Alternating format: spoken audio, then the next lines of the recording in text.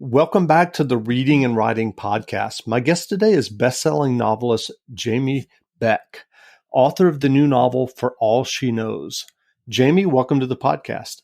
Thanks, Jeff. I'm glad to be here. Sure. Well, if someone hasn't heard about your new novel yet, how would you describe For All She Knows? Well, I guess I could give you a one-sentence tagline, which would be something like two friends and mothers have to learn to forgive each other for mistakes made when a teen party goes awry. It's basically a story about two friends with differing parenting styles and deals with bullying and teen drinking and the risky behavior that our teens engage in and how we as parents are navigating that landscape right now in our country. And do you remember the original idea or impetus that led you to write For All She Knows? Well, I have two teenagers, so it's been on my mind. And obviously, nationally in the news, we see what's happening on college campuses with teenagers getting injured or dying at fraternity parties and such. And in my own town, unfortunately, in the past 5 years, there have been a number of parties where teenagers have been hurt either intentionally or unintentionally, and also parents who have been arrested for hosting these parties. So as I was watching this happen and trying to keep my own children safe, and I have children who are very social and want to be part of everything going on. So, I wasn't fortunate to have those kids who are happy to sort of stay at home and focus on academics. So, and my husband and I don't always agree on these exactly how to handle these things either. So there were just so many things going on within my own friend group, within my own marriage, within our community and the country.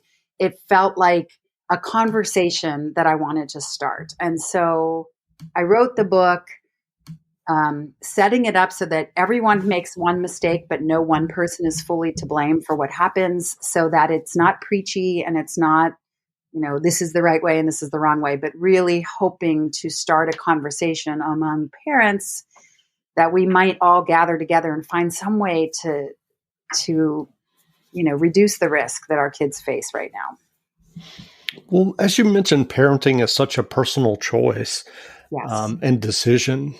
How do parents navigate something with such potential consequences as teenage drinking? It's really tough because, like I said, I have a tight friend group of, say, 7 women in my town, and everyone has a different opinion on this. Some are very permissive, some are very strict, some fall in the center. My husband and I'm more strict. He's more permissive. He grew up in a very permissive environment, so he thinks that's the way to go. And I grew up in a strict one. So I think we're feeling our way. I think one of the key things I would say, looking back, is just to have good communication among the parents of your children's friends so that you don't get blindsided when one of their parents hosts a party and serves your child alcohol without asking you first if you're okay with that, and things like that. Like just talking openly about your expectations, talking to your children. And then, of course, we do have to make some compromises along. I mean, I guess we don't have to, but I chose to make some compromises along the way, for the sake of my marriage, for the sake of just peace in the household, trying to hit that place where it felt safe enough, which is a really hard thing for me to say. But, I guess it is personal, and every parent has that right to make those choices for their family. Some decisions bleed over, though, into other families, and that's where it gets tricky. Sure. And as you have pointed out, I mean, this obviously is a novel, but it's tackling a subject that is, part of our national conversation about teenage drinking. As you said, there have been incidents where parents have been arrested for hosting a party where there was teenage drinking involved. I'm curious, did you do any kind of research for the novel of looking into this topic? I did a lot of research, and actually these books are set, this is part of a series of books that are set in a fictional town in Maryland. And Maryland has a very unique law. Only 5 states follow the way that it deals with negligence laws. And so that changed my plot part of it, because I used to be a lawyer, and I thought I knew what the law would be. And then as I got into Maryland law, I saw that it was different. But I did research. I had an orthopedic surgeon help me with the injury of the child who has the spinal injury. I had a police officer and 2 personal injury lawyers and defense lawyers help me make sure I was getting the legal parts, correct enough for fiction. Obviously, in a story, it's never perfect because the timelines and stuff have to be crunched and so forth. But I did do a fair amount of research, both on the injury and on the legal side. And I used to volunteer at a public health organization. And when I was involved with them years ago, I had learned a lot of statistics about the effect of drinking at the age of 14 versus 19 and so forth on your brain, on your likelihood for alcohol dependence later and so forth. So some of the statistics and things that are mentioned, in dialogue in the book are from prior experience and just general knowledge on the topic. So what was your original writing journey that led you to writing and getting your very first novel published? A long and twisted path. But, when I was young, I wanted to write for film or TV. I loved dramatic movies and shows, but my parents were not very supportive of artistic careers. So I became a lawyer. And, but I was very lucky when I had my first child. I was in a position where I could choose to stay home, which I did. And then I had another child. And then after a few years of being at home, I was sort of, itchy to do something, but I didn't want to go back to being a lawyer. So I thought, well, why don't I try to write a book? So I wrote my first manuscript in secret. I didn't tell anyone in case I didn't finish. And once I finished it, then I went and tried to learn, what am I, how is this supposed to work? What is the craft? What are the next steps and so forth? I did it backwards, but that really worked for me, because had I tried to do craft things first, I probably would have been intimidated and thought I couldn't do it. Mm-hmm. So that manuscript is under the bed and will never see the light of day. But that was what got me excited about it and made me feel like I could learn it, and then I wrote, it took me my third manuscript got me my agent. And then, my agent eventually, we then got into publishing and so forth like that. So, so it was, it was a lot of rejection, like a lot of people, and a lot of learning, and it's constantly learning, right? I think every book is a new adventure, and it's the best book you can write at that point in your career, so, but I've thoroughly enjoyed it. I started in romance and have gradually, slowly shifted over to women's fiction. So, it's all good. I've enjoyed the ride. I've been very blessed, and so I'm very grateful. Well, you have written many novels and bestsellers as well. I'm wondering, has your writing process changed from that first novel manuscript to when you're working on a novel now? Hear that? Is that America cheering or a sausage patty sizzling to perfection? It's time to cheer for Egg McMuffin and fresh cracked eggs at McDonald's. It's time to wake up to the aroma of freshly baked biscuits and treat yourself to a real honest-to-goodness morning meal. Breakfast, it's on at McDonald's. Now get any breakfast sandwich for just $2. Available only through the app. Mobile order and pay available at participating McDonald's. McD app download and registration required. I'm Katie Grossman, the ultramarathon runner sponsored by New Balance. I'm also a creative professional, wife, and mom. Life has gotten crazy, especially after battling a tumor, but running still improves my life, both physically and mentally. Go beyond the run at newbalance.com. Yes, in a couple of ways, because the earliest manuscripts were written obviously not on a deadline, and with more joy and less cynicism, and less input from editors and age. There was just I think there was a difference in my spirit when I wrote those early books. And then once you're under contract and you have deadlines and you're trying to do a lot of things at one time, I had to get a lot more disciplined and plot. I plotted more as I've gotten more into it than in the beginning. I kind of felt my way along the spine of a story. Now I tend to try to kind of plot out chapter by chapter, even if it's a one-line sentence, like this has to happen, just so that I know where I'm going so that I can hit my deadlines. And that plotting that you just mentioned, do you sit down and do that at the beginning before you start, or do you kind of get into it and then sit down and plot? What's kind of the nuts and bolts there? I actually am lucky. I have some plotting partners, so we tend to go away 3 times a year and help each other like think through next books. And so I usually arrive at those weekends with a germ of an idea or a character or a question, a theme, basically that. Like I'll have a theme that I want to talk about, a character that I'm kind of fleshing out, and maybe like the impetus, the inciting incident. What if blank? And then we will work together as a group and start throwing out ideas for how to, best bring that theme to the fore of the story. And then from that conversation, I will write out sort of like a synopsis in my head of, what has to happen.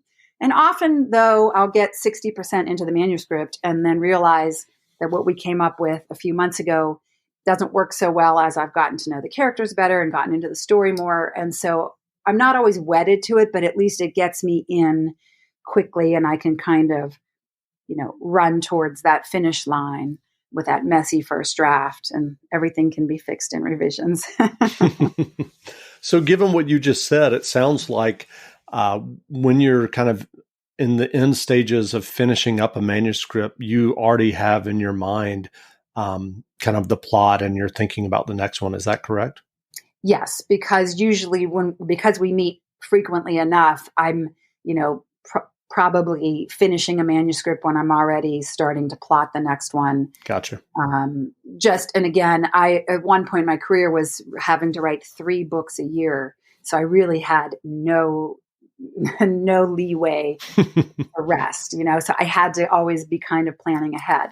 Now I think this is my last year where I have 2 releases. And after this, I'm down to 1 book a year, which I think I needed. I was feeling, creatively challenged. Right. So what writing advice would you offer for those who are kind of at the beginning of their journey and starting to work on their own stories or novels? Oh my gosh, there's so many things, right? And sometimes it really comes down to the personality of the writer too, Sure. Because it depends on the strengths or, challenges of any individual writer.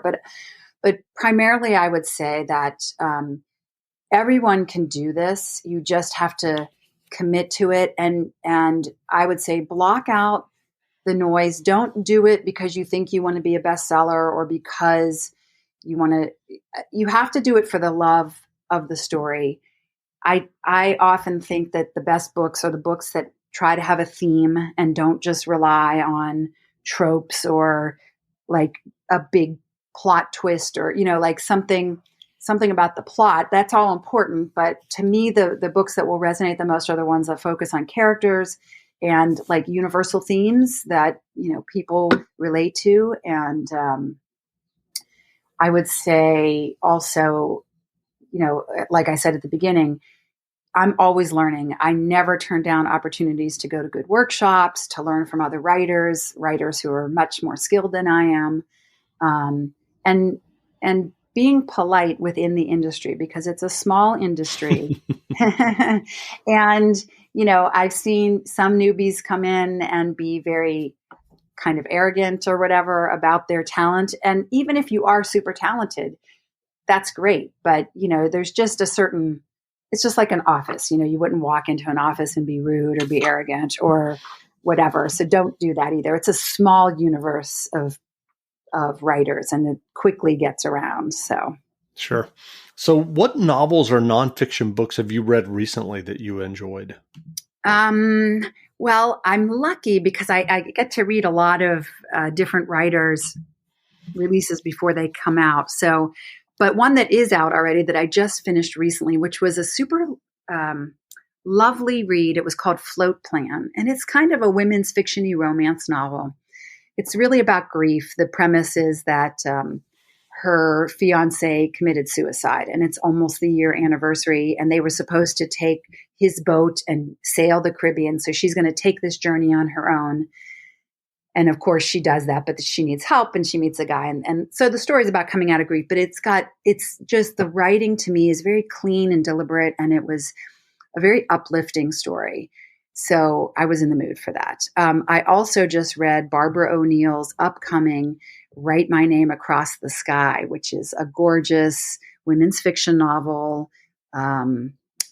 It's sister story, but it's also a multi-generational story, and it's got a little mystery in it, and all the women's fiction elements. It's excellent, so I recommend that. Those are the last two that I've read. That's great. So, are you working on a new novel now?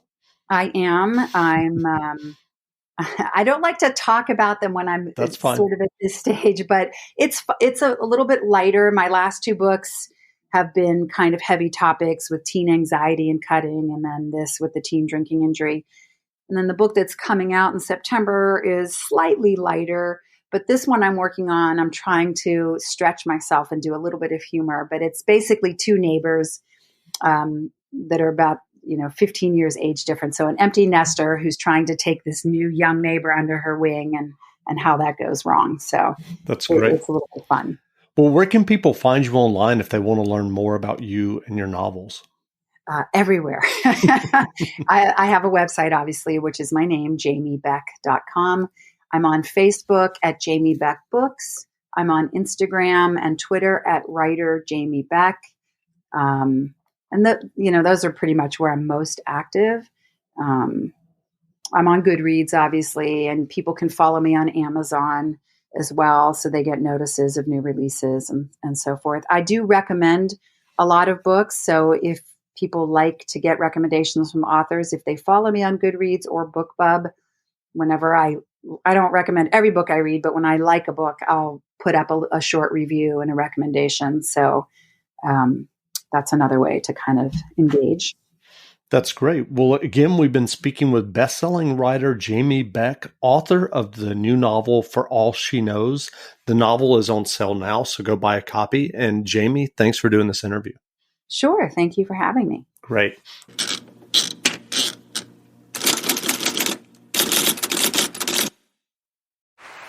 Hear that? Is that America cheering or a sausage patty sizzling to perfection?